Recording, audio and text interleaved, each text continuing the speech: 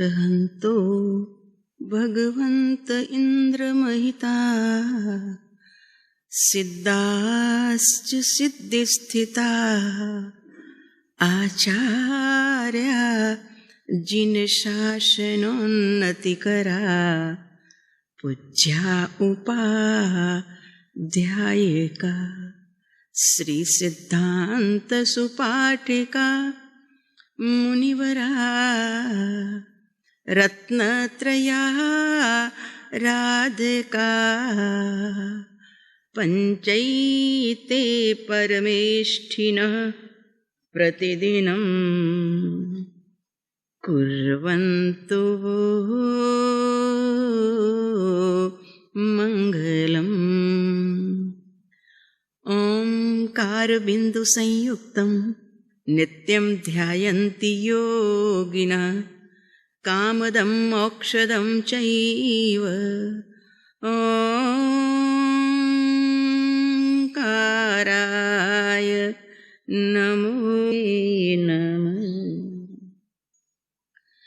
महादेव्या कुक्षिरत्नं शब्दजितरवात्मजं श्रीराजचन्द्र महं वन्दे तत्त्वलोचनदायकं प्रभु तत्त्वलोचनदायकं देवकुले समुत्पन्नं रत्नकुक्ष्या विभूषणं श्रीजी प्रभु महं वन्दे आत्मशान्ति प्रदायकं प्रभु आत्मशान्ति प्रदायकम्। प्रार्थना। मैं रागी बनूंगा ना, मैं द्वेषी बनूंगा, मैं रागी बनूंगा ना, द्वेषी भगवान की संतान हूँ, भगवान बनूंगा, भगवान की संतान हूँ, भगवान बनूंगा। इस मोह भाव ने मुझे संसार भ्रमाया, इस मोह भाव विपरीत मान्यता से मैं दुख ही पाया, विपरीत मान्यता से मैं दुख ही पाया। और व्यर्थ में ही यूं अनंत काल गंवाया, और व्यर्थ में ही यूं अनंत काल संसार में फिर से नहीं मैं जन्म धरूंगा, संसार में फिर से नहीं मैं जन्म धरूंगा।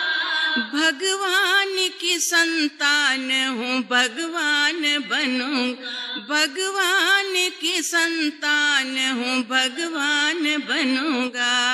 मैं रागी बनूंगा ना, मैं द्वेषी बनूंगा, भगवान की संतान भगवान बनूंगा।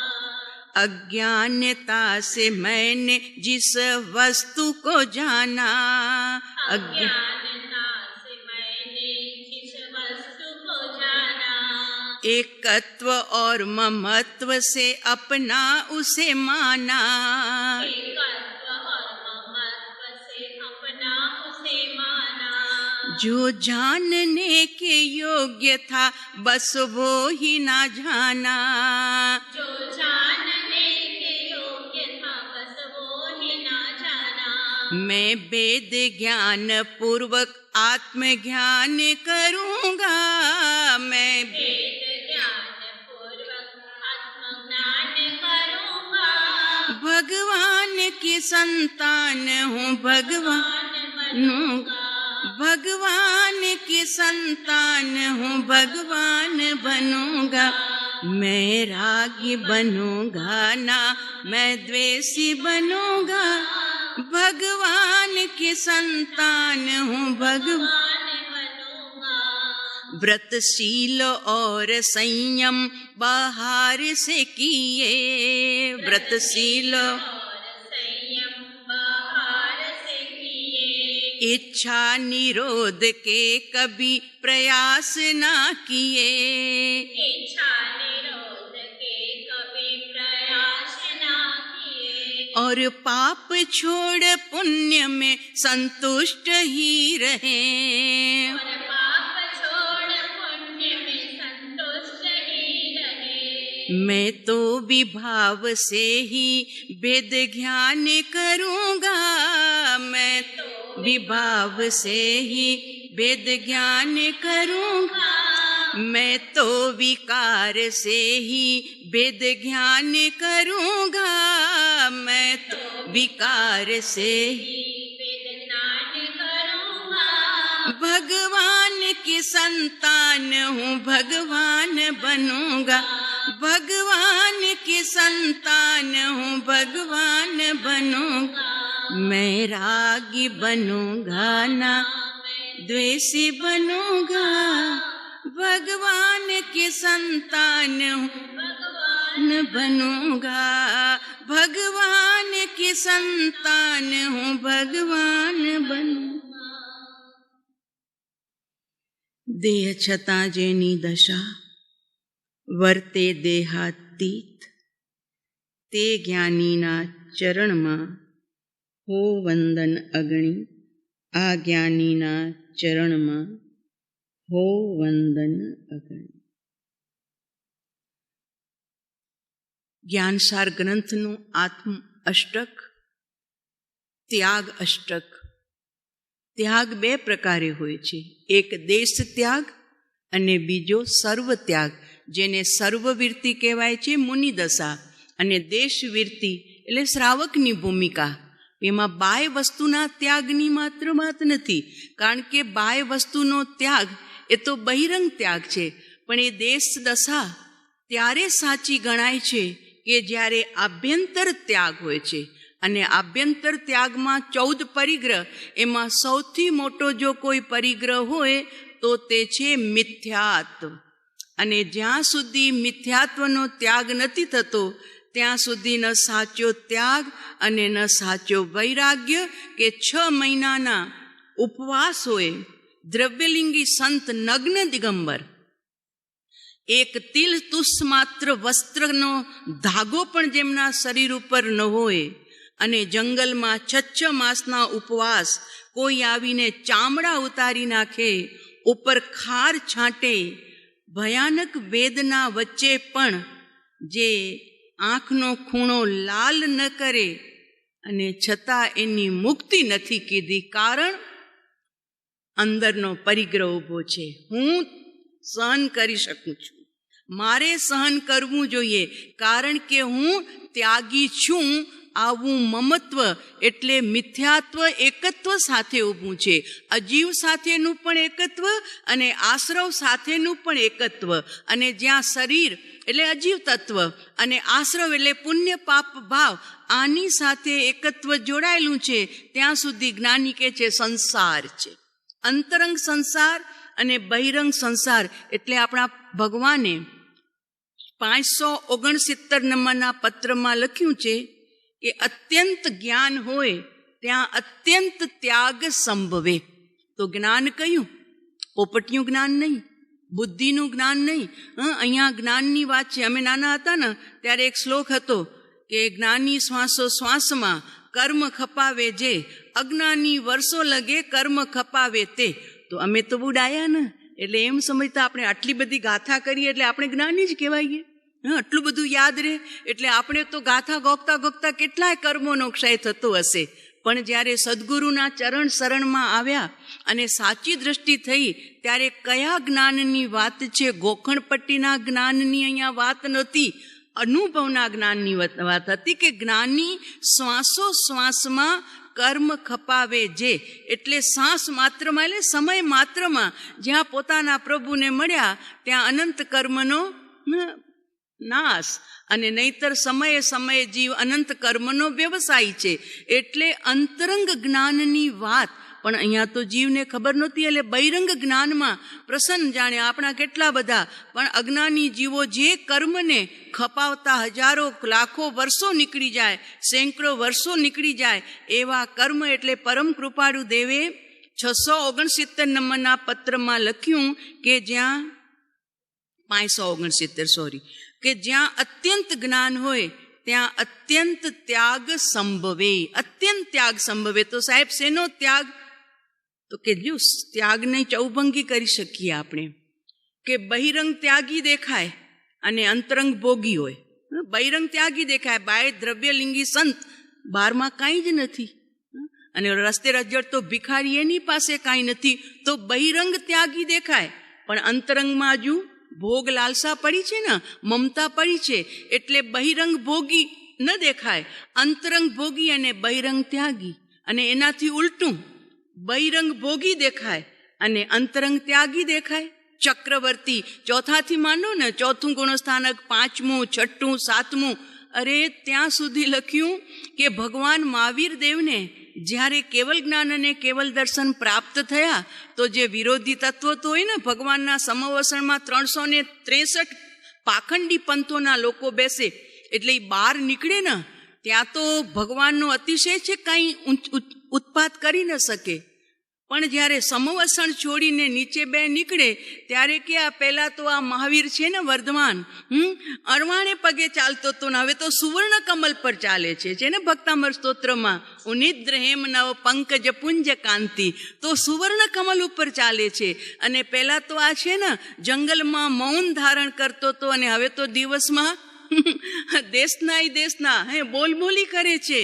અને પહેલા તો એકાંતમાં એકલા રહેતા હતા, કોઈ આજુબાજુ ચેલા ચપાટા નહોતા. અને હવે જુઓ આ પરિગ્રહનો સંગ્રહ, ઇન્દ્રો ને દેવેન્દ્રો ને દેવતાઓ ને આવડું મોટું સમવસરણ, એટલે હવે મહાવીર શિથિલ થઈ ગયા. લો બોલો બોલો, કેનારાને શું વાંધો આવે ભાઈ? એટલે બહિરંગ વૈભવ પુણ્ય કર્યું તું ને, બાંધ્યું તું સભી જીવ કરું શાસન રસી, તો આ બહિરંગ વૈભવ. અને અંતરંગ પ્રભુ કેવા બેઠા છે? તો કે સમવસ્ત્રણમાં રહેલી જે વેદિકા, ગંધકુટીમાં રહેલું જે સુવર્ણ સિંહાસન, હીરા માણેક મોતીથી જડેલું, એનાથી પણ પ્રભુ તો અદ્ધર બેઠા છે. બહિરંગ પણ અદ્ધર આસન છે અને અંદરમાં પણ જે 4 ઘાતિયા કર્મને છોડીને ચૈતન્ય ગોળામાં પણ બિલકુલ નિર્લેપ બેઠા છે.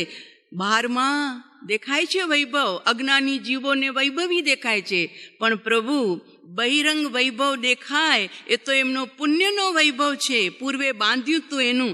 પણ જરા અંતરંગમાં એમ ભરત ચક્રી 6 ખંડનું સામ્રાજ્ય, ઘર મેં હી વૈરાગી ભરતજી, ઘર મેં હી વૈરાગી, चक्रवर्ती थे 6 खंडों के, पर अंतर में वैरागी.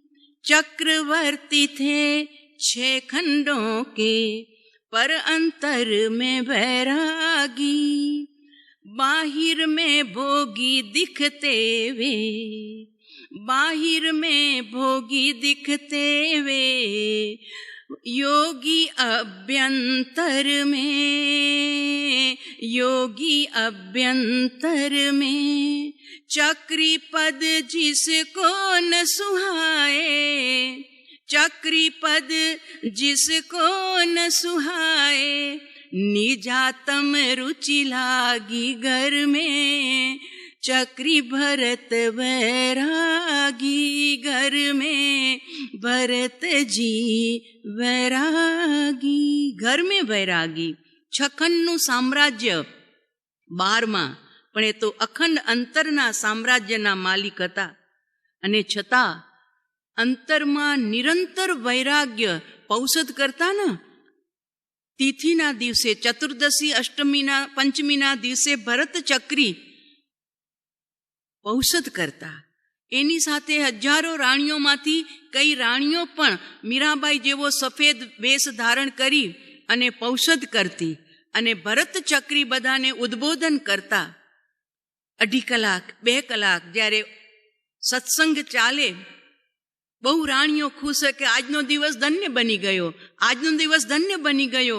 ઓહો, આજે આત્માના વૈભવની વાતો સાંભળીને અમારા શ્રવણ તો ધન્ય બન્યા, અમારું હૃદય પણ ધન્ય બન્યું, અમારું જ્ઞાન પણ ધન્ય બન્યું. ત્યારે ભરત કહે પોતાની એ રાણીઓને, તમારો દિવસ તમને ધન્ય લાગે છે, પણ અમારા 2-2.5 કલાક વાંજિયા ગયા છે. વાંજ ગયા છે. કેમ? તો કે અમે અમારા અંતરના આનંદને અત્યારે આસ્વાદી ન શક્યા. કેમ? અમારો ઉપયોગ બહારમાં રહી ગયો એટલે પોતા સાથે જોડાણ ન થયું, એટલે તમને શ્રવણમાં આનંદ આવ્યો, પણ અમે અમારા આત્માને ભૂખ્યો રાખી દીધો છે. આ છે વૈભવ. अंतर में वैरागी 6 खंड जिसको ना सुहाए, निजा तम रुचि लागी. तो બહારમાં ભોગી દેખાય પણ અંતર ત્યાગી. આ ચૌરભંગીની અંદરમાં બીજો ભંગ.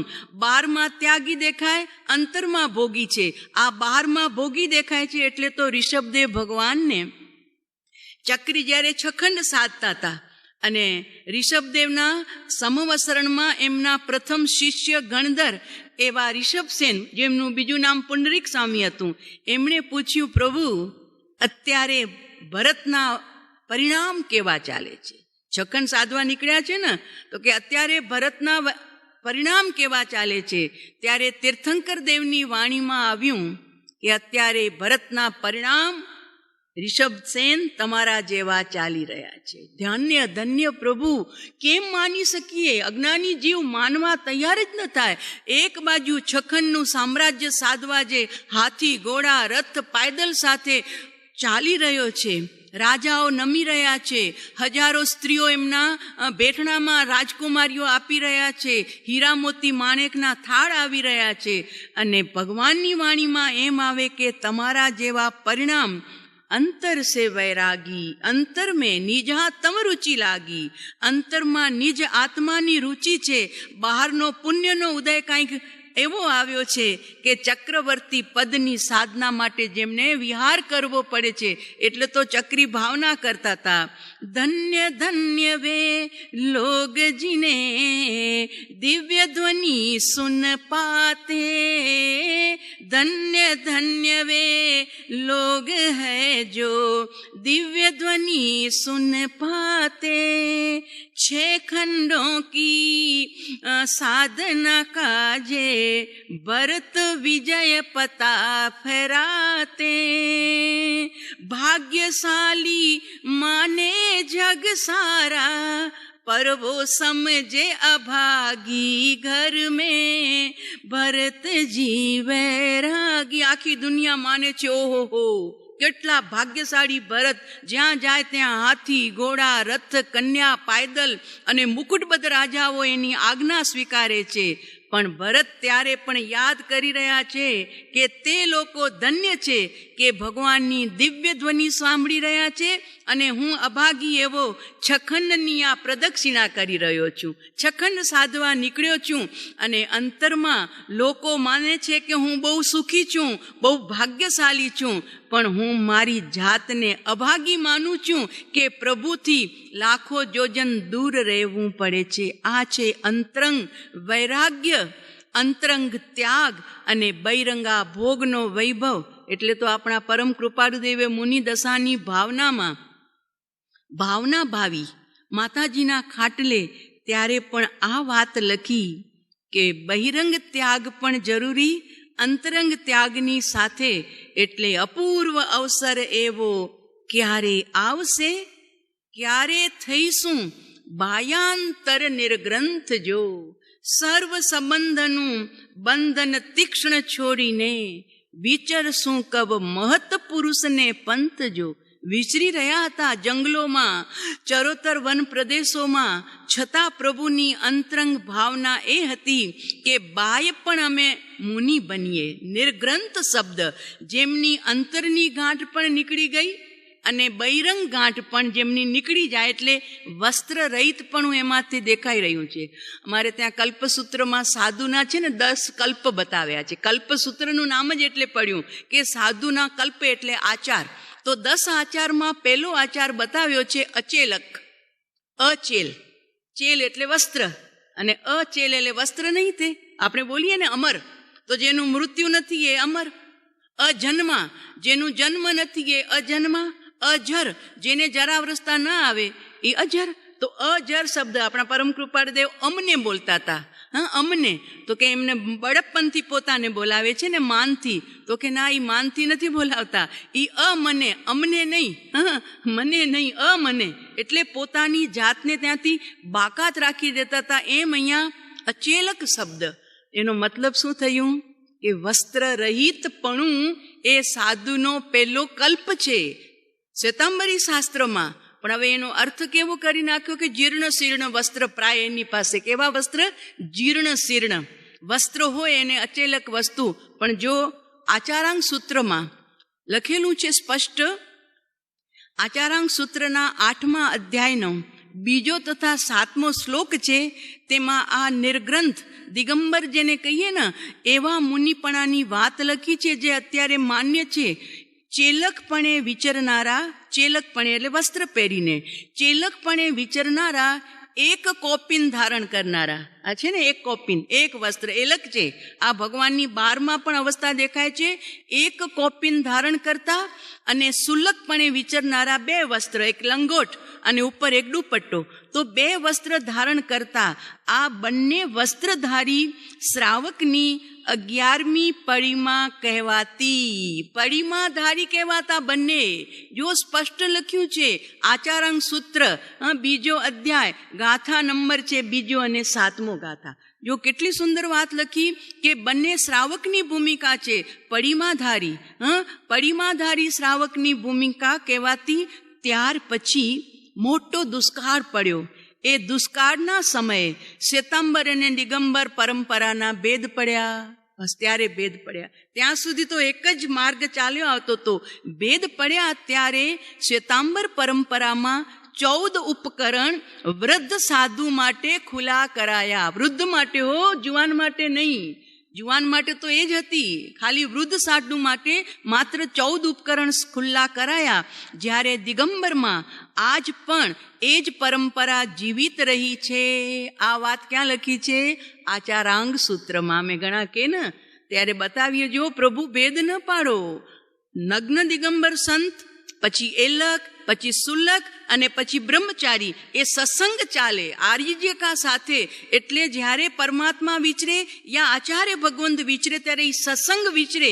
એમાં બધા ભેદધારી હોય, પણ સાધના કઈ કરે છે? એક જ અભેદની. 12માં ભેદ દેખાય છે. કોઈ 2 વસ્ત્રધારી, કોઈ 1 વસ્ત્રધારી, કોઈ બ્રહ્મચારી હજુ વસ્ત્ર નથી ઉતાર્યા તો એ બ્રહ્મચારી તરીકે ગુરુ સાથે ચાલે છે. અને કોઈ આર્જિકા તરીકે એ માતાજી તરીકે ચાલે છે. પણ આ બધા જ 12માં ભેદ દેખાય છે. તો ગુણસ્થાનક પ્રમાણે ભેદ દેખાય છે. પણ અંતરંગ કયો ત્યાગ છે? તો કે અંતરંગ મિથ્યાત્વ આદિ 14 પરિગ્રહનો ત્યાગ છે. યા ત્યાગ કરવા માટે પ્રયત્નશીલ છે. પ્રયત્નશીલ છીએ ને અત્યારે પ્રયત્નશીલ છીએ. નથી થયો ત્યાગ અને એના પહેલા બહિરંગ આવી ગયું છે. તો હવે અંતરંગ ત્યાગ માટે પ્રયત્નશીલોએ આચાર્ય ભગવંતના સંગમાં. એટલે આચાર્ય ભગવંત સત્સંગ ચાલે. આગળ જો લખ્યું, આધ્યાત્મિક જગતમાં 3 જ ગચ્છ છે. અત્યારે તો 84 ગચ્છ નીકળી પડ્યા. અને હવે એ તો ખાલી શ્વેતાંબરમાં 84 ગચ્છ. વારે દિગંબરમાં એ પાછા સંપ્રદાય છે 20 પંથી ને 22 પંથી. અમે નાગર ચોમાસુ રહ્યા ને ત્યાં 3 દેરાસર છે. 13 પંથી આમનાયનું પણ છે, 20 પંથી આમનાયનું પણ છે અને 22 પંથી આમનાયનું છે. બધું એ ક્યાં? અમે તો ત્યાં દર્શન કરવા ગયા ને, એ 22 પંથી ક્યાં હોતા હે? 20 પંથી તો ખબર હતી. તો કે 22 પંથી વાલે લોગ હે ને તિલક કરતે હૈ ચંદન કા. એટલે 22 પંથીનો જુદું દેરાસર, 20 પંથીનો જુદું દેરાસર અને 13 પંથી આમનાય, જે અત્યારે આપણે અહીંયા શુદ્ધ આમનાય ચાલે એનું પણ છતાં એ દેરાસરમાં લખેલું હતું, યહાં કાનજી સ્વામી કા સાહિત્ય લાના સખ્ત મનાઈએ, સખ્ત મનાઈએ. કારણ કે નિશ્ચયની વાત એમને રૂચતી નહોતી, માત્ર વ્યવહારની વાત. એટલે ત્યાં લખેલું હતું. પણ અમે તો દર્શન કરવા સહેજે ગયા તો 3 પંથ તો ત્યાં અમે જોયા. પછી વળી બીજા કહેવાય છે કે એક ઓલા પંથ હતા તારણપંથી, કે જે પ્રતિમાને નથી માનતા, માત્ર શાસ્ત્રને જ માને છે. બરોબર ને? તારણપંથ, તારણ સ્વામી. તો એ તારણ સ્વામી હતા તો દિગંબરથી, પણ છતાં એમને પણ આ પંથ. તો ત્યાં પણ પંથ ચાલે અલગ અલગ અલગ. તો સ્થાનકવાસીના પંથ વળી જુદા ચાલ્યા, 6 કોટી ને 8 કોટી ને વળી 8 કોટીમાં નાની પક્ષ ને મોટી પક્ષ ને, એટલે આ બધા ભેદો અહીંયા કે છે આધ્યાત્મિક જગતમાં માત્ર 3 જ ગચ્છ છે. તેમાં નામ બતાવ્યા. એક બૈરાત્મ ગચ્છ કે જે હજુ પહેલા ગુણસ્થાનક કે બીજા ત્રીજા અને કાં બહાર ગુણસ્થાનકથી એ બૈરાત્મ ગચ્છ કહેવાય છે એ લોકો. અને જેમને 4થું ગુણસ્થાનક સ્પર્શ્યું અને 12મા સુધી જેની સાધના ચાલે, 4થે હોય તોય ભલે 5મે હોય, એ અંતરાત્મ ગ્રુપ ગચ્છ એટલે ગ્રુપની અંદરમાં ગચ્છ સાધના કરે એ ગ્રુપ, એ અંતરાત્મ ગ્રુપ. અને પછી છેલ્લે જ્યારે કેવલ જ્ઞાન અને કેવલ દર્શન પ્રાપ્ત થાય, 13મું અને 14મું ગુણસ્થાનક એ છે પરમાત્મ ગચ્છ. આ 3 ગચ્છ હતા. હવે અત્યારે આટલા ગચ્છ નીકળી પડ્યા કે આજની નવી પેઢી તો ગભરાઈ જાય છે કે કોક એક દિવસ ચોથ પાડે, બીજા દિવસે ચોથ પાડે. હવે અમારે કઈ તિથિ પાડવી એ જ ખબર નથી પડતી. એટલે એ લોકો પછી કે એના કરતાં તો તારીખ સારી, કે બદલાય તો નહીં. પણ ભાઈ તને ખબર નથી, તિથિનો મહિમા જૈન દર્શનમાં વિશેષ છે. કેમ કે તીર્થંકર દેવ મહાવીર સ્વામી 13ના જન્મ્યા છે ને, અને દીપાવલીએ નિર્વાણ પામ્યા છે. પણ ખાલી મહાવીર માટે નથી, અનંત 24 વીતી ગઈ એવો ક્રમ છે કે અહીંના 24મા તીર્થંકર અને આવતી 24ના પહેલા તીર્થંકર 13ના જન્મશે અને દીપાવલીએ જ નિર્વાણ પામશે, આવો નિયમ છે. એમ બધા તીર્થંકર દેવની તિથિ ફિક્સ છે. ઋષભદેવ ભગવાન અષ્ટાપજીથી મહાસ્વદ 14ના દિવસે નિર્વાણ પામ્યા, ત્રયોદશ્યામ તો નિર્વાણ પામ્યા, તો આવતી 24ના છેલ્લા તીર્થંકર તે જ દિવસે નિર્વાણ પામશે, આવો ક્રમ ગોઠવાયેલો છે. એટલે એક તિથિ ઉપર ખાલી મહાવીર સ્વામીનો નિર્વાણ નહીં, ખાલી મહાવીર સ્વામીનો જન્મ નહીં, આજ સુધીમાં થઈ ગયેલી અનંત 24ઓ, એમાં ઉતરતી 24ના 24મા તીર્થંકર અને ચડતી 24ના પહેલા તીર્થંકર, આમ ક્રમ ચાલ્યા જ કરે છે. બોલો, આવી રીતના. એટલે એ તિથિ કેટલી પાવન બની ગઈ. માત્ર એક તિથિના એક તીર્થંકરનું કલ્યાણક નહીં, અનંત તીર્થંકરના, અહીંયા અનંત તીર્થંકરના અનંત કલ્યાણક એક તિથિએ ઉજવવા, એની ભાવના ભાવવા આપણને મળે છે.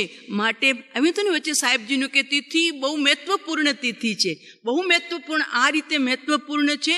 તારીખ તો ઈસુથી ચાલી, પહેલા તારીખ હતી કેદી ભાઈ, જ્યારે આ તિથિઓ તો અનંત 24.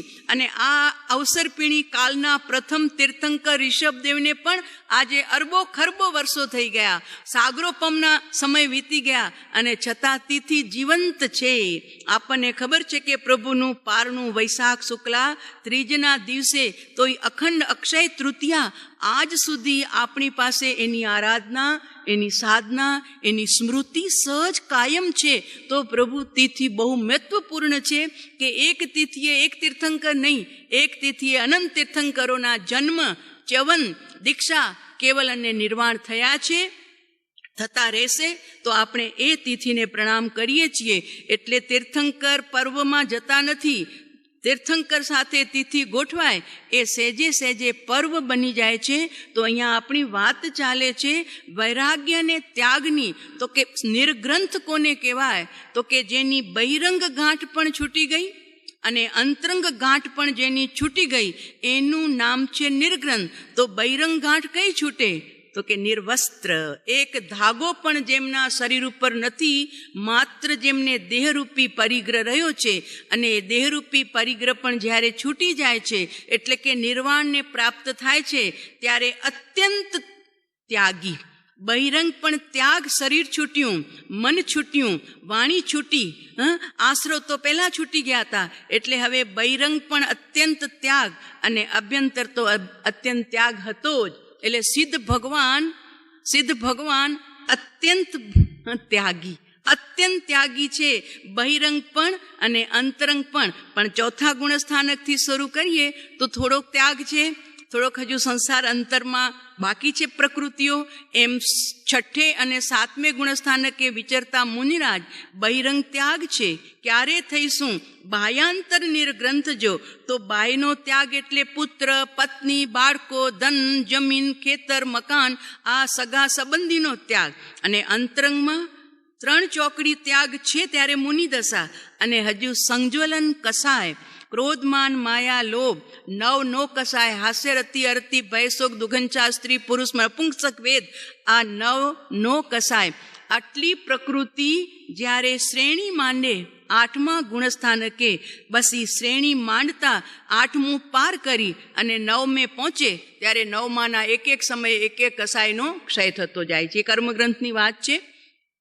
તો આ રીતે 13મા ગુણસ્થાનકે પહોંચતા બહિરંગ પણ ત્યાગી હતા, હવે અંતરંગ પણ ત્યાગી થઈ ગયા. તો એ રીતે પણ મુનિરાજ ત્યાગી અંતરંગ, અને સિદ્ધોની દુનિયાએ જે જોઈએ તો જેમને શરીર માત્ર પણ પરિગ્રહ નથી એવા ત્યાગી, એટલે અંતરંગ પણ ત્યાગી અને બહિરંગ ત્યાગી. અને ચોથી ચૌભંગી છે અંતરંગ પણ ભોગી અને બહિરંગ પણ ભોગી, જે છે અજ્ઞાની મહામિથ્યાત્વી જીવો, કે બહારના પરિગ્રહમાં પણ એટલા લપેટાયેલા છે કે જેમને પરમાત્માની સ્મૃતિ પણ નથી આવતી, દર્શન કરવાની પણ ફુરસદ નથી, સંતોના સ્વાધ્યાય વાણી સાંભળવાની પણ ફુરસદ નથી. એક જ દેખાય છે, ધન ધન ધન, બસ એના સિવાય કાંઈ જ ગમતું નથી.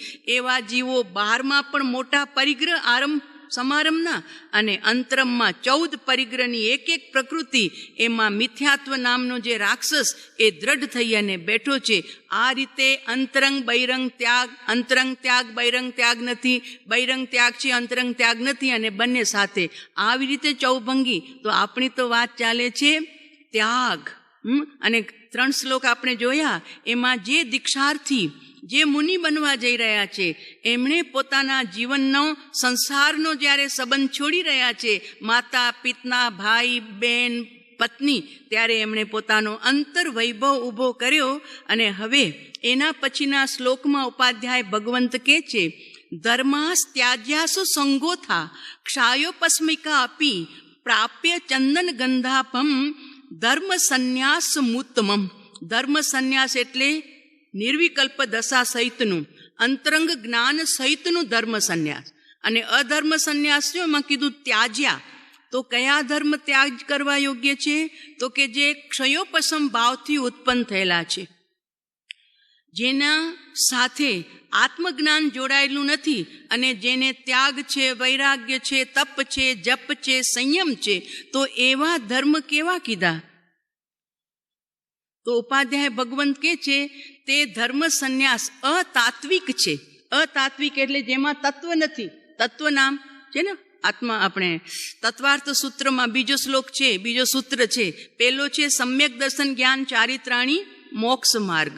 આ મોક્ષનો માર્ગ છે. અને બીજા સૂત્રમાં લખ્યું તત્વાર્થ શ્રદ્ધાનમ સમ્યક દર્શનમ. તત્વ નામ નવતત્વ છે આમ તો એની શ્રદ્ધા, એ તો વ્યવહારમાં જાય, સમજમાં જાય, પણ તત્વ એટલે તે પણ અર્થ નામ પ્રયોજન પદાર્થનું. તો એ પદાર્થ કયું? તો કે પોતાના પ્રભુનું જ્યારે તે પણ એટલે એનો ભાવ એને મણાય છે, જ્યારે એને જ્ઞાનમાં, દર્શનમાં અને ચારિત્રમાં, એટલે પરમ કૃપાળુ દેવે પહેલા વ્યાખ્યા કરી જ્ઞાન દર્શન અને ચારિત્રની મૂળ માર્ગમાં, પણ એ ત્રણેયનો સરવારો કરતા કહી દીધું, તે ત્રણે અભેદ પરિણામથી રે જ્યારે વર્તે તે આત્મા રૂપ તે માર્ગ જીનનો પામ્યો રે.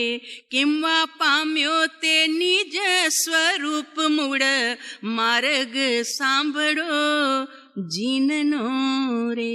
અમારા જીવનમાં સર્વપ્રથમ પરમ કૃપાળુ સાથે સંધિ કરાવનાર જો પદ હોય તો એ આ પદ છે, આ પદ છે. અમે સાહેબજી પાસે ભાવના ભાવી હતી, સાહેબજી આ પદ અમારા જીવનમાં ઉજાગર દશાને લાવવા માટે નિમિત્ત બન્યું છે.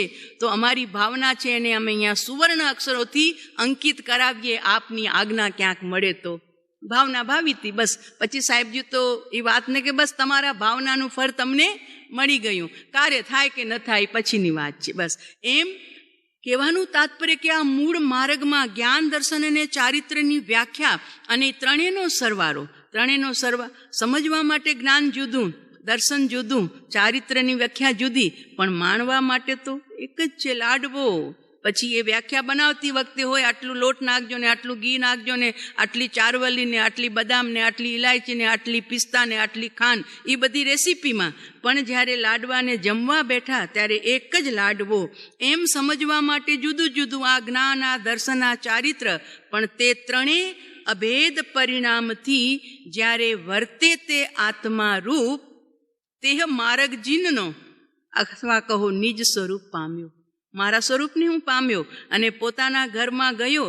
એમાં જ્ઞાન દર્શન અને ચારિત્ર ત્રણેયનો ત્યાં સંગમ છે. ચારિત્ર નામ સ્થિરતા ગુણનો પણ ત્યાં અનુભવ થયો છે. સ્વરૂપાચરણ ચારિત્ર છે, હજુ આગળ વધશે, પણ સ્વરૂપાચરણ ચારિત્રમાં જ્ઞાન અને દર્શનની સાથે સંધિ છે. એટલે સમ્યક રત્નત્રયનો માર્ગ પ્રગટ થયો. એટલે તત્વાર્થ શ્રદ્ધાનમ સમ્યક દર્શનમ. તો અહીંયા શું કીધું? તાત્વિક ધર્મ સંન્યાસ, જેમાં આત્માનો અનુભવ છે એવો તાત્વિક ધર્મ સંન્યાસ જીવ જ્યારે પ્રગટ કરે છે ત્યારે શુદ્ધોપયોગ સાથે, અને બાકી જેનો ક્ષયોપસમથી ચારિત્ર લીધું છે, બહિરંગ ત્યાગ છે પણ હજુ અંતરંગ ત્યાગ નથી થયો, તો એને શું કીધું? અતાત્વિક ધર્મ સંન્યાસ.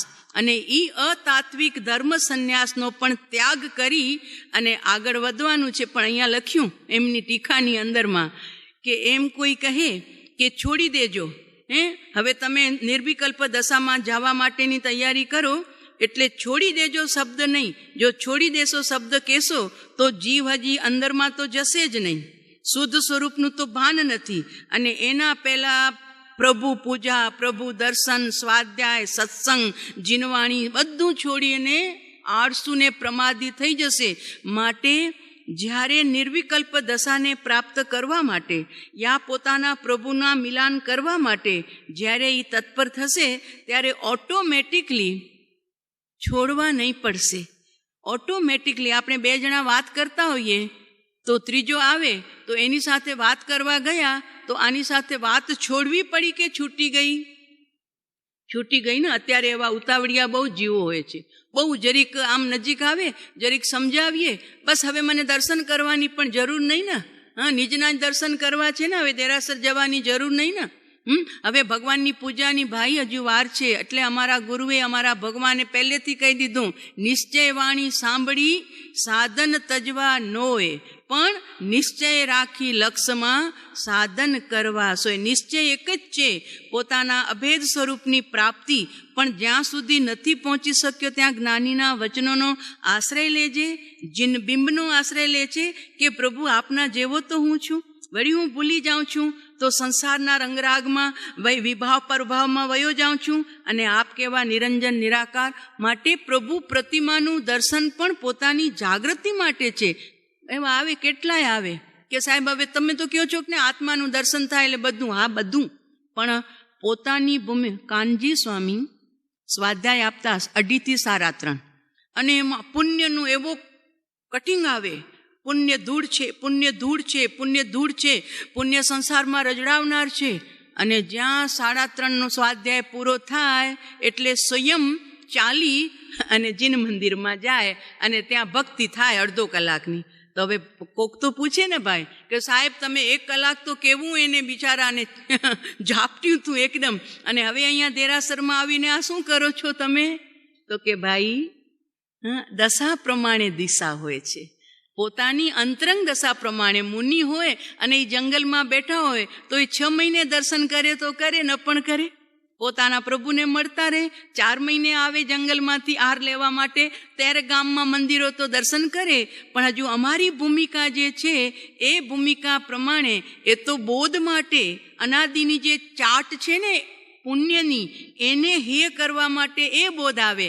પણ હજુ ભૂમિકામાં પુણ્યને છોડવાની તો દશા જ્યારે આવશે ત્યારે પ્રભુ તો ભગવાનની ભક્તિ અમારી દશા પ્રમાણે અમે કરીએ. વાત તો રૂપિયા કરોડ કમાવાની વાત હોય, પણ ઘરમાં 10 ન હોય તો શું થાય? તો કમાવા કરોડ છે, પણ પહેલા 10 માટે તો મજૂરી કરવી પડશે, 100 માટે મજૂરી. તો કે ના, આપણે તો કરોડ આવશે ત્યારે ભૂખે મરી જઈશ. તારું નવું ઘર બાંધાયું નથી અને જૂના ઘરને કાઢી નાખીશ તો થશે શું? નવું ઘર હજુ બંધાયું નથી, ખાલી પ્લોટ પડ્યો છે, અને જૂનું ઘર કાઢી નાખે તો રહેશે ક્યાં? રોડ પર રખડીશ. તો ભાઈ ઉતાવળ ન કર, નવું ઘર બંધાઈ જશે ને ત્યારે જૂનું ઘર છોડવું નહીં પડશે, સહેજે છૂટી જશે. એમ પ્રભુ તું જ્યારે શુદ્ધ સ્વરૂપની રમણતામાં જ્યારે ચાલ્યો જઈશ ને ત્યારે દેવગુરુને છોડવા નહીં પડે. આનંદગંજી સાહેબે પણ એ જ લખ્યું, આલંબન સાધન જે ત્યાગે પર પરિણતિને ભાગે રે. ત્યાં પર પરિણતિને ભાંગે રે, અક્ષય દર્શન જ્ઞાન વૈરાગે, આનંદ ઘન પ્રભુ જાગે રે. આલંબન સાધન જે ત્યાગે, એ શબ્દ આવે ત્યાગે, પણ વાસ્તવમાં પોતે અંદરમાં લીન થઈ ગયો ત્યારે સહેજે સહેજે મન શાંત થઈ ગયું, તો મનની સાથે જોડાયેલા બધા ધર્મોનો ત્યાગ થઈ ગયો અને અભેદ સ્વરૂપમાં જીવ લીન થઈ ગયો. છોડવાનું હોતું જ નથી પ્રભુ, સહજ છૂટી જાય છે. એટલે અહીંયા પણ લખ્યું, એમ કહેવામાં આવે કે તીર્થંકર જીન પૂજા, પરમાત્મા સ્તુતિ, ભક્તિ, વ્યાખ્યાન, સત્સંગ આદિનો ત્યાગ કરવો જોઈએ. ભાઈ, એ તો 8મા ગુણસ્થાનકની વાત છે, પણ જ્યારે તું 4થા 5મા ગુણસ્થાનકે છે ત્યારે પણ તારે આ આશ્રય તો લેવો જ પડશે. એટલે તાત્વિક ધર્મ સંન્યાસ, જેને આપણે નિર્વિકલ્પ દશા કહીએ, એને 8મા ગુણસ્થાનકે પ્રાપ્ત કરવા માટે એના પૂર્વે ઈસાઈક ભાવમાં જશે. એના પૂર્વે થઈ ગયેલા આ તારા જે ધર્મો છે, જે શુભ ભાવરૂપી, એનો તું ત્યાગ ન કરતો, એ સહેજે ત્યાગ થઈ જશે એમ લખી રહ્યા છે. એને ઉપમા શેની આપી? ચંદનના ગંધ સમાન ઉત્તમ ધર્મ સંન્યાસ પ્રાપ્ત કરીને. બીજા ગંધો છે ને, એને તો ચંદન, સામાન્ય ચંદન છે ને, એને ઘસીએ ત્યારે સુગંધ આવે, પણ એક બાવના ચંદન એવું છે કે જ્યાં પણ પડ્યું હોય ને ત્યાં પણ એની ખુશ્બુ આવ્યા કરે. અને બીજું, બાવના ચંદનની વિશેષતા શું છે ખબર છે? એનું તેલ હોય ને, બાવના ચંદનનું તેલ, ગમે તેવી અગ્નિ પ્રગટતી હોય કે કડકડતું તેલ કડાયાની અંદરમાં પાકતું હોય, કાંઈક ભજીયા તળવા માટે કે પૂરી, હવે એમાં જો તમને શીતલતા કરવી હોય, એ બાવના ચંદનના તેલનો એક બુંદ નાખો એટલે ઉકળતો તેલનો કડાયો એકદમ શીતલ હિમ જેવો થઈ જાય. એવો ગુણ બાવના ચંદનમાં છે, સામાન્ય ચંદનમાં નહીં, બાવના ચંદનમાં. એટલે ઉપાધ્યાયને પણ ઉપમા આપી છે ને, કે ઉપાધ્યાય કેવા? તો કે બાવના ચંદન સમશીત વયણે. એમનું વચન કેવું છે? તો કે શીતલ. કોના જેવું શીતલ? તો કે બાવના ચંદન સમશીત વયણે. ઉપાધ્યાય ભગવંત પાસે બધા ભણવા આવે ને, સાધુ સાધ્વી, શ્રાવક શ્રાવિકા, તો પણ એ 4 વાર પૂછે એકનો એક જવાબ, પ્રશ્ન, તો પણ એ ગુસ્સે ન થાય, એ કંટાળે નહીં કે શું એકનું એક પ્રશ્ન. એમનું વાણીમાં શીતલતા, કાંઈ નહીં, કરુણા છે. બેટા સમજ, બીજી વાર, ત્રીજી વાર અમે તને સમજાવવા બેઠા છીએ. તો એમનું વચન કેવું? તો કે બાવના ચંદન જેવું શીતલ. તો બાવના ચંદન એટલે શું? તો કે એવા પ્રકારનું એક ચંદન છે કે જેમાં આવી શીતલતા છે. એક બુંદ કડાયામાં પડે એટલે આખો કડાયો શાંત થઈ જાય, બધી જ અગ્નિ ત્યાંથી અલોપ થઈ જાય, અદ્રશ્ય થઈ જાય, અને શીતલતા. એમ અહીંયા ધર્મ સંન્યાસ કેવું? તો કે જ્યાં શીતલતા છે, શીતલતા છે. એટલે તો મહાત્માએ લખ્યું કે 1947માં રારજમાં બિરાજમાન તે શાંત અને શીતલ મહાત્મા બિરાજતા હતા. સ્વયં માટે આ શબ્દો વાપર્યા કે રારજમાં બિરાજમાન મહાત્મા શાંત શાંત શાંત અને શીતલ શીતલ શીતલ શીતલ. અને હવે અત્યારે વનક્ષેત્રે વિચરતા મહાત્મા પરમ સમાધિવંત છે. આ દશા પરમ કૃપાળુ દેવે પોતાની કલમથી, કોઈના માટે નહીં, સહેજે પોતે પોતાની સાથે વાત કરતા આ દશા એમણે આલેખી છે. તો કહેવાનું તાત્પર્ય કે જેમને ઉત્તમ ધર્મ સંન્યાસ છે એ કેવો છે? તો કે ચંદનના ગંધ સમાન. એ મહાત્મા જ્યાં પણ હોય ત્યાં એમની વાણીની ખુશ્બુ, એમના વર્તનની ખુશ્બુ, એમની મુદ્રાની ખુશ્બુ, એમના સમાગમની ખુશ્બુ એ સહેજે સહેજે ચાલી આવે છે. માટે ક્ષાયોપસ્મિક એટલે અતાત્વિક જે ધર્મો છે એ છોડવા જોઈએ, પણ એની ઉતાવળ કરવા જેવી નથી, એ સહજ છૂટશે. અને એના પછીના શ્લોકમાં ઉપાધ્યાય ભગવંત લખે છે કે આવી દશા જ્યાં સુધી પ્રાપ્ત ન થાય ત્યાં સુધી તું ગ્રહણ શિક્ષા અને આસેવન શિક્ષા બંનેની તું આરાધના કરજે. તો ગ્રહણ શિક્ષા કોની પાસે સાહેબ? તો અહીંયા શ્લોક બતાવ્યો, ગુરુત્વમ સ્વસ્ય નોદેતી શિક્ષા સાત્મેન યાવતા આત્મતત્વ પ્રકાશેન તાવત સેવ્યો ગુરુત્તમ. ત્યાં સુધી તું ઉત્તમ ગુરુની સેવા કરજે. ક્યાં સુધી? કે જ્યાં સુધી તને કાંઈ ખબર જ નથી, સંસાર શું છે, પુણ્ય શું છે, પાપ શું છે, ધર્મ શું છે, સમકિત શું છે, મિથ્યાત્વ શું છે, આ તને કાંઈ ખબર નથી, અને તું ધર્મ કરવા નીકળ્યો છે તો પહેલાં શિક્ષા લેજે. શિક્ષા ગ્રહણ કરજે. ગ્રહણ શિક્ષા એટલે જ્ઞાન, બોધ, સમાગમ દ્વારા, સત્સંગ દ્વારા. અને પછી જે સાંભળે એનું શું કરજે? તો કે આસેવન શિક્ષા. તો આસેવન શિક્ષા એટલે શું? તો કે તારા જીવનમાં એનું આચરણ કરવા માટેની તૈયારી રાખજે. એનું તું પરિણમન કરવા કે જે સાંભળ્યું છે એ માત્ર શબ્દો સુધી નહીં, એ માત્ર બુદ્ધિ સુધી નહીં, એને જીવનમાં ઢાળવા માટે પ્રયત્ન કરજે. તો આ ગ્રહણ શિક્ષા અને આસેવન શિક્ષા તું પ્રાપ્ત કરજે. પણ કોની પાસેથી? તો કે ઉત્તમ ગુરુ પાસેથી. જ્યાં સુધી તને ઉત્તમ ગુરુ પ્રાપ્ત ન થાય ત્યાં સુધી ધીરજ રાખજે. પણ જ્યારે ઉત્તમ ગુરુ પ્રાપ્ત થયા છે તો પછી એની સાથે જો પરમ કૃપાળુ દેવનો એક પત્ર છે, જરા આપણે લઈએ. 572 નંબરનું પત્ર છે. ત્રીજો પેરેગ્રાફ છે. જ્ઞાની પુરુષના ચરણને વિશે મન સ્થાપ્યા વિના એ ભક્તિ માર્ગ સિદ્ધ થતો નથી. કારણ કે આસેવન શિક્ષા લેવા માટે, જ્ઞાનને ગ્રહણ કરવા માટે પણ ભક્તિ જોશે. કારણ કે ભક્તિથી ભૂંજાયેલું હૃદય જ જ્ઞાનને પચાવી શકશે, નહીતર જ્ઞાનનું અજીર્ણ થઈ જશે. કારણ કે જ્ઞાનનું અજીર્ણ થવું બહુ સહેલું છે. જરીક કંઈક આવી જાય એટલે જીવને એમ લાગે કે હવે હું બહુ જાણકાર થઈ ગયો. એટલે જ્ઞાની પુરુષના ચરણને વિશે મન સ્થાપ્યા વિના એ ભક્તિ માર્ગ સિદ્ધ થતો નથી. જેથી ફરી ફરી જ્ઞાનીની આજ્ઞા આરાધવાનું જીનાગમમાં ઠેકાણે ઠેકાણે કથન કર્યું છે. જીનાગમ, પ્રભુનો આગમ, પ્રભુની વાણીમાં જ્ઞાનીની આજ્ઞા આરાધવાનું ઠેકાણે ઠેકાણે કથન કર્યું છે. એટલે એમની 12માં પણ દવા લેવી હોય તો ડૉક્ટરની આજ્ઞા, એની કીધા પ્રમાણે દવા લઈએ છીએ. તો જ્ઞાની પુરુષના ચરણમાં મનનું સ્થાપન થવું પ્રથમ કઠણ પડે છે. કારણ કે એનો ભાગવાનો સ્વભાવ છે, પોતાની હોશિયારી બતાવવાનો સ્વભાવ છે. એટલે સ્થાપન થવું પ્રથમ કઠણ પડે છે. પણ વચનની અપૂર્વતાથી, એમની પૂર્વા પર અવિરોધ વાણી સાંભળીને, આત્મા ભીંજાઈ જાય એવો બોધ સાંભળીને, એમના રામબાણ વચન સાંભળીને, એમના વચનની અપૂર્વતાથી અને તે વચનનો વિચાર કરવાથી કે આ વચન સાંભળ્યા પછી મારા અંતરમાં કેટલી ઉપશાંતિ, કેટલી શાંતિ મને મળાય છે, એનો વિચાર કરવાથી અને તથા જ્ઞાની પ્રત્યે અપૂર્વ દ્રષ્ટિએ જોવાથી. બસ જોવાની દ્રષ્ટિ જોવો. એટલે પરમ કૃપાળુદેવ એક જગ્યાએ લખ્યું છે, જે અમને વેપારી રૂપે જોશે એ એટલું લાભ લેશે, જે અમને વાણિયા રૂપે જોશે એ એટલો લાભ લેશે, જે અમને કવિ તરીકે જોશે એ એટલો લાભ લેશે, અને જે અમને જ્ઞાની તરીકે જોશે, વસ્તુ એક જ છે, જોવાની દ્રષ્ટિમાં ફરક છે.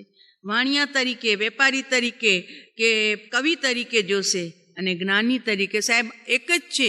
એમની જોવાની એંગલમાંથી એ જીવ લાભ લઈ શકે. એટલે જો અહીંયા કેટલું સુંદર પરમ કૃપાળુ દેવે લખ્યું કે જ્ઞાની પ્રત્યે અપૂર્વ દ્રષ્ટિએ જોવાથી. ભાવોમાં કદાચ કોઈની આંખથી દ્રષ્ટિ ન હોય તો પણ અંદરમાં એમની વાણીથી, અને જો જાગ્રત છે આંખો તો ચક્ષુથી જ્ઞાની પ્રત્યે અપૂર્વ દ્રષ્ટિએ, જગતના જીવોને પૂર્વાપર્વ દ્રષ્ટિએ જોયું, જ્ઞાનીને અપૂર્વ દ્રષ્ટિએ જોવાથી મનનું સ્થાપન થવું સુલભ થાય છે. એટલે અહીંયા કીધું ને કે ઉત્તમ ગુરુને સેવ્ય. ત્યાં સુધી ઉત્તમ ગુરુને સેવજે, ક્યાં સુધી? કે જ્યાં સુધી તારા ભીતરની ગ્રહણ શિક્ષા પૂર્ણપણે પ્રગટ ન થાય ત્યાં સુધી. જો પછી નીચે બી વાંચીએ જુઓ, જ્ઞાની પુરુષના આશ્રયમાં વિરોધ કરનારા પંચ વિષયાદિ દોષો છે. આશ્રયનો વિરોધ કરે ને, રહેવા ન દે જલ્દી જ્ઞાનીના, કાંઈક ને કાંઈ અંદરમાં શંકા કુશંકા ચાલ્યા કરે, તે વિષયાદિ દોષો છે. તે દોષ થવાના સાધનથી જેમ બને તેમ દૂર રહેવું, વિષયને વધારનારા સાધનોથી જેમ બને તેમ દૂર રહેવું, અને પ્રાપ્ત સાધનમાં પણ પુણ્ય હોય અને ઘરમાં ચીજો પણ હોય તો પ્રાપ્ત સાધનમાં પણ ઉદાસીનતા રાખવી, અથવા તે સાધનોમાંથી અહમ બુદ્ધિ છોડી દઈ, સાધનોમાંથી અહમ બુદ્ધિ છોડી દઈ અને પોતાની હોશિયારીમાંથી પણ અહમ બુદ્ધિ છોડી દઈ રોગરૂપ જાણી પ્રવર્તવું ઘટે. આ બધો મારા માટે રોગ છે, વિભાવ છે, વિભાવરૂપી રોગ. અનાદિ દોષનો એવા પ્રસંગમાં વિશેષ ઉદય થાય છે. એટલે કેમ કે આત્મા તે દોષને છેદવા પોતાની સન્મુખ લાવે છે તે કે સ્વરૂપાંતર કરી તેને આકર્ષે છે અને જાગૃતિમાં શિથિલ કરી નાખી પોતાને વિશે એટલે સાધનો પોતાને વિશે એકાગ્ર બુદ્ધિ કરાવી દે છે. તે એકાગ્ર બુદ્ધિ એવા પ્રકારની હોય છે કે મને આ પ્રવૃત્તિથી તેવો વિશેષ બાદ નહીં થાય, હું અનુક્રમે તેને છોડી શકીશ, એ કરતાં જાગૃત રહીશ. આદિ ભ્રાંત દશા તે દોષને કરે છે, જેથી તે દોષનો સંબંધ જીવ છોડતો નથી અથવા તે દોષ વધે છે, તેનો લક્ષ્ય તેને આવી શકતો નથી. એના માટે નીચે જો તે વિરોધી સાધનનો બે પ્રકારથી ત્યાગ થઈ શકે છે. જે સદગુરુ ભક્તિમાં જે અડચણરૂપ થાય છે એ સાધનોનો બે પ્રકારથી ત્યાગ થઈ શકે છે. એક તે સાધનના પ્રસંગની નિવૃત્તિ, બસ એ સાધનનો પ્રસંગ જ ન લઉં હું કે જેથી મારા પરિણામોની અંદરમાં વિચલિતતા થાય. અને અગર બીજો પ્રકાર વિચારથી કરી તેનું તુચ્છપણું જાણવું, વસ્તુનું એ વૈભવનું એ પદાર્થનું પાંચ ઇન્દ્રિયના વિષયોનું એનું તુચ્છપણું જીવ જાણે તો વિચારથી કરી તુચ્છપણું સમજવા માટે પ્રથમ તે પંચ વિષયાદિ સાધનની નિવૃત્તિ કરવી વધારે યોગ્ય છે, કેમ કે તેથી વિચારનો અવકાશ પ્રાપ્ત થાય છે. એટલે જેટલું બને એટલું પંચ વિષયના સાધનની પણ, અહીંયા વાત તો ત્યાગની જ આવી પાછી કે પંચ વિષયના સાધનની પણ નિવૃત્તિ કરવી. એટલે જેટલું ઓછાથી ચાલે એટલું જીવન ઓછાથી નિર્વાહ કરવાનું. વાત એ આવી. પરમ કૃપાળુ દેવનું જીવન આપણને પ્રત્યક્ષ દેખાઈ રહ્યું છે. આપણા સદગુરુ ભગવાનનું જીવન આપણને પ્રત્યક્ષ જાણવા, માણવા, વિચારવા દેખાઈ રહ્યું છે.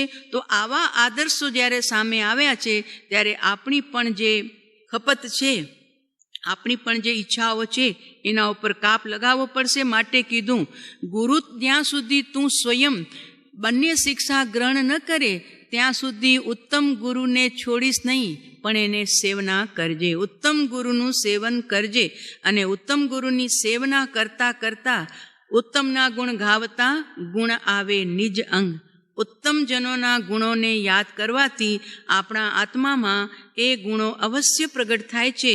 માટે મળેલો આ અવસર, પરમ કૃપાળુ દેવ કાવીઠામાં હતા ને ત્યારે બાળકો એમની બાજુમાં આવ્યા. આપણા પરેશકુમારે તે દિવસે દ્રષ્ટાંત બતાવ્યું તો 2 લોટાનો, પરમ દિવસે જોયું ને આપણે. તો બાળકો બધા રમતા હતા અને પરમ કૃપાળુ દેવ પાસે બાળકો બધા ગયા. તો પરમ કૃપાળુ દેવ એમને બાળકોની સાથે બાળકો જેવી વાત કરી ને, તો પરમ કૃપાળુ દેવે કીધું આ વાત એમણે લખી છે જે લોકો મોટા થઈ ગયા અને પછી ચોપડીમાં લખાયું ને, નિર્વાણ શતાબ્દીની ચોપડી જે પડી બહાર નીકળી એ. તો એ બાળકોને પૂછ્યું કે મને એક પ્રશ્નનો જવાબ આપશો? તો કે હા બાપુ. તો કે આ જગતમાં મીઠું શું હોય? મીઠું, મીઠું, મીઠાશ. તો એક કોકે કીધું શેરડી બહુ મીઠી હોય સાહેબ. તો બીજાએ કીધું સાકર બહુ મીઠી હોય સાહેબ. તો ત્રીજાએ કીધું અંગુર બહુ મીઠી હોય સાહેબ. તો સાહેબ હજુ એનાથી આગળ તો કોકે કીધું અમારા ઘરે માં અમારી છે ને વલોણું કરે અને પછી માખણ કાઢે ને એ બહુ મીઠું હોય. સાહેબ હજુ એનાથી આગળ.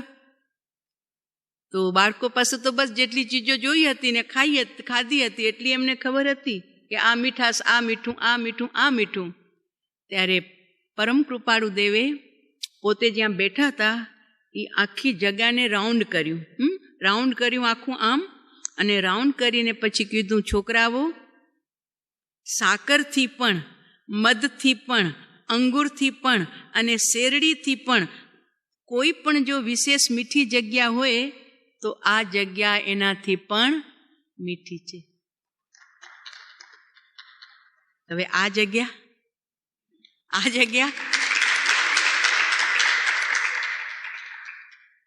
આપણને તો કૃપાળુ દેવમાંથી આપણે આપણું જે અત્યારે મળી રહ્યું છે એનું સાર કાઢીએ ને પ્રભુ, તો શું જગ્યા મીઠી થઈ ગઈ હશે? એમાં શું ખાંડ આવી ગઈ હશે? તો એવો કોઈ તર્કબાજ હોય તો ઉભા રહો, હું ચાખું મીઠી લાગે છે. ભાઈ એ મીઠાશની થોડી વાત છે, એ મીઠાશ થોડી કૃપાળુ દેવ ત્યાં કહેતા હતા. પરમ કૃપાળુ દેવનું કહેવાનો આશે તો તમે તો બધા સમજી જ ગયા હશો, મારે કાંઈ વિશ્લેષણ કરવાની જરૂર નથી. બસ એ જ રીતે આપણને જ્યારે આવો યોગ મળ્યો છે મીઠી જગ્યાનો, તો એ મીઠી જગ્યાનો જેટલો આપણે આશ્રય લઈ શકીએ અને એનો આપણે લાભ મેળવી શકીએ. કારણ કે અહીંયા લખ્યું છે કે જ્યાં સુધી તારો તાત્વિક સંન્યાસ પ્રગટ ન થાય ત્યાં સુધી, કારણ કે તાત્વિક સંન્યાસનો બાપ જ શુદ્ધોપયોગ છે, એ જ્યાં સુધી પ્રગટ ન થાય ત્યાં સુધી ઉત્તમ ગુરુને સેવવાનું ચૂકતો નહીં. આમ તો લખ્યું છે પરમ કૃપાળુ દેવે બીજા પત્રમાં 500 ને આગળ જ હતું, આપણે 72 જોયું ને, એમાં લગભગ 74 કે 73 લખ્યું છે કે 12મા ગુણસ્થાનકના અંત સુધી પણ સદગુરુના વચનોના આશયનો એ મુમુક્ષુને આધાર હોય છે. 12મા ગુણસ્થાનકના અંત જોવું છે, જરા જુઓ. આજે કુદરતી મારી નજર ગઈ એ પત્ર ઉપર, 572 કાઢતી હતી ને ત્યારે જ 575 છે, જુઓ 575. જેમ છે તેમ નિજ સ્વરૂપ સંપૂર્ણ પ્રકાશે ત્યાં સુધી નિજ સ્વરૂપના નિધિ ધ્યાસનમાં સ્થિર રહેવાને જ્ઞાની પુરુષના વચનો આધારભૂત છે એમ અમે નથી કહેતા. જ્ઞાની કહે છે, અમે નથી કહેતા, પરમ કૃપાળુ કહે છે. એમ પરમ પુરુષ શ્રી તીર્થંકરે કહ્યું છે તે સત્ય છે. જુઓ, બાંયધરીથી વાત કરે છે, કેવી મજાની.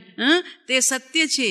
12મા ગુણસ્થાનકે વર્તતા આત્માને નિધિધ્યાસન રૂપ ધ્યાનમાં શ્રુત જ્ઞાન એટલે મુખ્ય એવા જ્ઞાનીના વચનોનો આશય ત્યાં આધારભૂત છે એવું પ્રમાણ જીન માર્ગને વિશે વારંવાર કહ્યું છે. ને કૃપાળુનું વચન એટલે એ વચનોનું જેટલું ભીતરમાં ગોલન ગોલન ગોલન થશે ને, તો એ જ્ઞાનીના વચનો દેહ છૂટતી વખતે અનુભવ હતો તો સારી વાત છે પ્રભુ, પણ કદાચ અનુભવ ન થયો અને આપણે પહોંચી ન વળ્યા, આપણી ભવસ્થિતિ પરિપાક ન થઈ, કાળલબ્ધિ પાકી નહીં, તો છેલ્લે પરમ કૃપાળુ દેવ જેમ 692 લખ્યું ને કે તે ભવે અથવા ભાવિ એવા થોડા કાળે પણ સ્વરૂપમાં સ્થિતિ કરે તે જીવ. તો સ્વસ્વરૂપમાં સ્થિતિ કરવા માટે જ્ઞાની અને જ્ઞાનીના વચનો કેટલા, જો 12મા ગુણસ્થાનકે વર્તતા નિધિધ્યાસન રૂપ ધ્યાનમાં પણ આધારભૂત છે. તો પ્રભુ હજુ તો ગર્ભમાં પડ્યા છીએ, જન્મદિવસ તો હજુ હવે આવશે, તો એ ગર્ભની અંદરમાં પણ માતા જે ખાય ને, એ માતાનું નાળ એક હોય છે બાળક અને માતાની. તો માતા જે પણ રસાંગ લે છે, ભોજન લે છે, જેવા વિચારો કરે છે, બધો પ્રભાવ બાળક ગર્ભમાં છે છતાં એના ઉપર પડે છે. તો માતાના પોષણથી બાળકની પુષ્ટિ થાય છે ગર્ભમાં. એમ હજુ જ્યાં સુધી પ્રભુ જન્મ બહાર નથી થયો પોતાના સમ્યક્ત્વ રૂપી, તો ત્યાં સુધી આ દશાની અંદરમાં સદગુરુ સાથે આપણી નાળ એવી જોડી નાખીએ કે એમના વચનોનો આશય, એમની મુદ્રા, એમનું સમાગમ, એમની હરેક ચેષ્ટા જે આપણા નાળ સાથે એવી જોડાયેલી રહે કે અંદરમાં મિથ્યાત્વ દળાતું જાય, દળાતું જાય, દળાતું જાય, એવું દળાતું જાય કે ત્યાં ભવ પરિણિતિ પણ પરિપાક થાય, 5 કારણ સમવાય ભેગા થાય અને ત્યાં આપણા પ્રભુનો જન્મ થાય. અને એ જન્મદિવસ આપણે મનાવીએ કે જેમ તીર્થંકર દેવનો જન્મદિવસ મનાવતા આપણે ગદગદ થઈ જઈએ છીએ મહાવીર જયંતિના દિવસે. ઘણી વખત મને વિચાર આવે કે આજે આટલો આનંદ આવે છે આ જન્મ મહોત્સવ મનાવતા, આનંદ આવે છે, તો જ્યારે તારો જન્મ થશે ત્યારે તારા આનંદની કેવી અનુભૂતિ હશે, યાદ આવે. કારણ કે અવતારી પુરુષના અવતાર દિવસ મનાવીએ ને ત્યારે આપણો અવતારનો દિવસ પણ યાદ તો સહેજે અચૂક અંદરમાં આવી જાય. તો એમ થાય અત્યારે તને આટલો આનંદ આમ થાય છે. પંચકલ્યાણકમાં થયો ને જ્યારે મહાવીરનો જન્મ અને ઓલા ઇન્દ્ર લેવા આવ્યા અને ત્યારે જે આનંદ આનંદ આનંદ આમ વર્તતો તો આ સંકુલમાં, ત્યારે યાદ આવ્યું કે હવે આટલો આનંદ તું અત્યારે મનાઈ રહ્યો છે, તારો પ્રભુ આવશે ત્યારે કેવો આનંદ હશે. ઝાલ્યો નહીં જલાય ત્યારે સત્પુરુષનું ચરણ જ તારા માટે કામયાબ થશે કે તું ત્યાં શાંતિથી સમાઈ શકે. તો જુઓ કેટલી સુંદર વાત. એવું જીન આગમમાં વારંવાર કહ્યું છે. બોધિ બીજની પ્રાપ્તિ થયે, નિર્વાણ માર્ગની યથાર્થ પ્રતીતિ થયે, પણ તે માર્ગમાં યથાસ્થિત સ્થિતિ થવાને અર્થે જ્ઞાની પુરુષનો આશ્રય મુખ્ય સાધન છે અને તે ઠેઠ પૂર્ણ દશા સુધી છે. નહીં તો જીવને પતિત થવાનો ભય છે એમ માન્યું છે, તો પછી પોતાની મેળે અનાદિથી ભ્રાંત એવા જીવને સદગુરુના યોગ વિના નિજ સ્વરૂપનું ભાન થવું અશક્ય છે એમાં સંશય કેમ હોય. નિજ સ્વરૂપનો દ્રઢ નિશ્ચય વર્તે છે તેવા પુરુષને પ્રત્યક્ષ જગત વ્યવહાર વારંવાર ચૂકવી દે એવા પ્રસંગ અત્યારે સંસારમાં જ્ઞાનીઓને પણ પ્રાપ્ત થાય છે. તો પછી તેથી ન્યૂન દશામાં ચૂકી જવાય એમાં આશ્ચર્ય શું છે? પોતાના વિચાર બળે કરી સત્સંગ સત્શાસ્ત્રનો આધાર ન હોય તેવા પ્રસંગમાં આ જગત વ્યવહાર વિશેષ બળ કરે છે, અને ત્યારે વારંવાર શ્રી સદગુરુનું મહાત્મ્ય અને આશ્રયનું સ્વરૂપ તથા સાર્થકપણું અત્યંત અપરોક્ષ એટલે પ્રત્યક્ષ પ્રગટ સત્ય દેખાય છે. તો આવો મજાનો આપણને આ આશ્રય માર્ગ, અને આશ્રય માર્ગ હવે બહાર શોધવાની જરૂર નથી. આપણા આંગણે કલ્પવૃક્ષ ફળ્યું છે, તો એવા કલ્પવૃક્ષની અહીં તો ઉપાધ્યાય ભગવાન બધા જીવો માટે વાત કરી છે. તો આપણા માટે અંદરથી એ બોધ મળે છે કે જ્યાં સુધી તું તારા નિજી સ્વરૂપમાં જે ગુણસ્થાનકની, જે જગ્યાની, જે રીતની દશા છે ત્યાં સુધી ન પહોંચી વળે ત્યાં સુધી પ્રભુ ઉત્તમ ગુરુનું સેવન, એમની ચરણોની ઉપાસના, આરાધના, સાધના કરતો જ રહેજે, કરતો જ રહેજે, કરતો જ રહેશે. જેથી તારા ગર્ભમાં પોષણ મળતું રહેશે, અને એ પોષણ થતાં થતાં એક દિવસ પોતાના આત્માનો જન્મ થશે. એ જ પરમ પવિત્ર મંગલ ભાવના સાથે.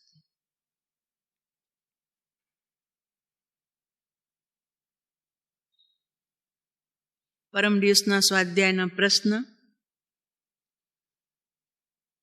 અત્યારે 8મું અષ્ટક ચાલે છે, તો ક્રમમાં 8 અષ્ટકના નામ કોણ બતાવી શકશે? 8 અષ્ટકના ક્રમથી નામ બોલો રાઘવજીભાઈ. જી. જી. મોહ ત્યાગ. હા. જી. જી. અને ચાલે છે. સુંદર, અતિ સુંદર. રાઘવજીભાઈ જવાબ આપ્યો. પૂર્ણતા, મગ્નતા, સ્થિરતા, મોહ ત્યાગ, શમ, ઇન્દ્રિય જય અને ત્યાગ અષ્ટક. આ 8 અષ્ટક કુલ 32 છે ને, એમાં આપણે 1/4 આવ્યા છીએ. હજુ બાકી રહેશે. તો સુંદર. ચલો બીજો પ્રશ્ન. ઉપાધ્યાય સાહેબે આત્માર્થી જીવ માટે કયા પિતાની સંજ્ઞા કોને આપી? પિતાની સંજ્ઞા કોને આપી? બોલો મણિબેન. રાઈટ, શુદ્ધોપયોગરૂપી પિતા. બીજો પ્રશ્ન મણિબેન જવાબ આપે છે, શુદ્ધોપયોગરૂપી પિતા. ત્રીજો પ્રશ્ન. શેઠ મહાન હૈ કિંતુ ચમચોं से परेशान है. શેઠ મહાન છે પણ ચમચાઓથી પરેશાન છે. તો કોણ શેઠ ને કોણ ચમચાઓ એને પરેશાન કરી રહ્યા છે? શેઠ મહાન છે પણ ચમચાઓથી પરેશાન છે. હા બોલો. જરીક આગળ વધો. બોલો હરકચંદભાઈ. જી રાઈટ, એકદમ વૃત્તિઓ. રાઈટ રાઈટ રાઈટ, સુંદર. શેઠ મહાન એટલે આત્મા મહાન જ છે. હમણાં આપણે સાંભળ્યું ને કાન ગુરુદેવમાં કે તું દ્રવ્યથી તો પરમ છો પણ પર્યાયથી પામર છો. તો આ બધી પામરતા, વિભાવ કહો, કસાય કહો, વૃત્તિઓ કહો, બધું ભેગું. તો એ બધા ચમચાઓ પરેશાન કરી રહ્યા છે દ્રવ્યને પર્યાયની અપેક્ષાએ. તો હરકચંદભાઈએ જવાબ આપ્યો, આત્મા તે શેઠ છે અને વિભાવનો બધો સંગ્રહ છે, વૃત્તિરૂપી એ બધો ચમચાઓ છે. એનાથી આત્મા પરેશાન 4 ગતિમાં થઈ રહ્યો છે. ચાલો, થઈ ગયા.